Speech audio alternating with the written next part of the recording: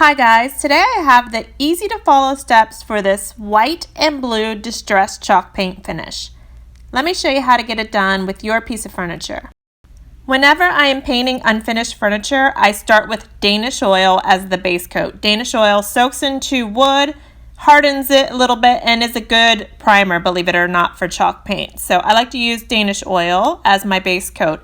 If you are painting furniture that is already stained, you can start with the stain that is already on the furniture.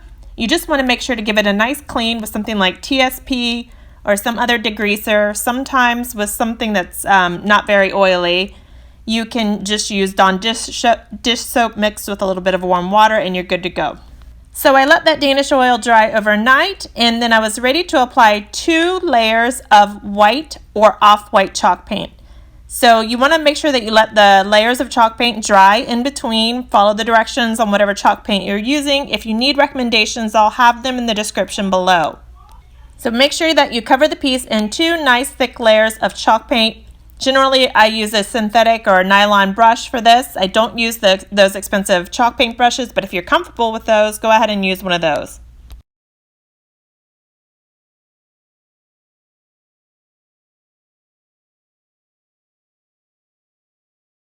Let that second layer of chalk paint completely dry and then wipe down the entire piece of furniture lightly with a fine grit sanding block. So just give it light pressure.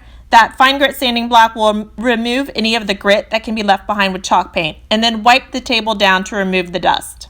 Now it's time for you to get a little creative and decide where you want the blue highlights on your piece of furniture. So I'm using a sort of smoky medium blue chalk paint to highlight all of the trim work and the curvy areas on this little table. This doesn't have to be perfect. I'm just using a kid's artist paintbrush to apply this randomly across that trim.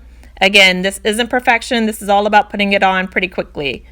I applied 2 layers of this blue chalk paint too.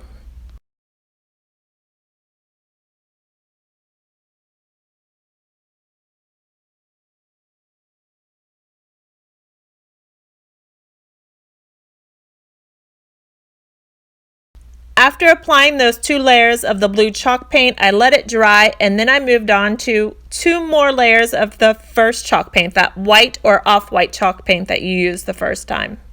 It takes 2 layers of that white chalk paint to completely cover the blue that is going to be underneath it, because that blue is a pretty dark color. So 2 more layers of chalk paint. Make sure that you're always careful when you're applying your paint. You don't want any drips or any unevenness, so you want to make sure it looks nice before we do any of the distressing. Again, always make sure you're letting the layers dry in between. Follow the directions that come with your chalk paint, or just make sure it's at least 3 or 4 hours between coats if there aren't any directions on the chalk paint that you're using. My off-white chalk paint is actually latex wall paint that I mix into my own chalk paint. So I have another video showing how I use latex wall paint and plaster of Paris to make my own chalk paint.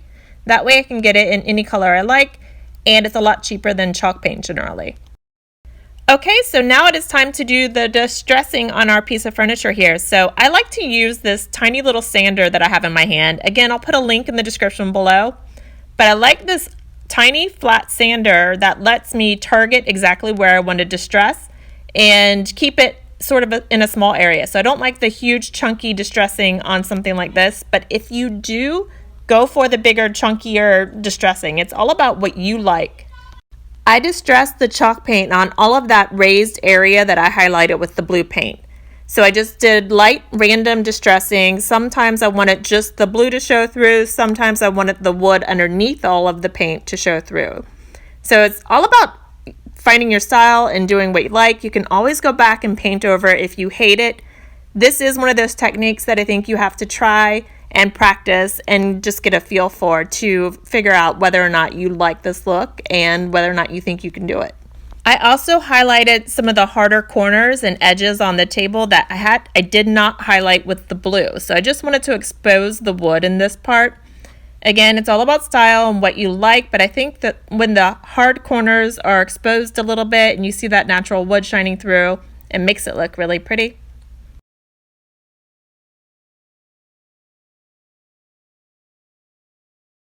Once you have finished distressing your chalk paint, you are ready to dust the table off, get it cleaned up, and ready for polyurethane. So I like to use a matte polyurethane. Again, I'll put a link to in the description to the one I like to use, but I like a matte finish because it looks more like store-bought furniture.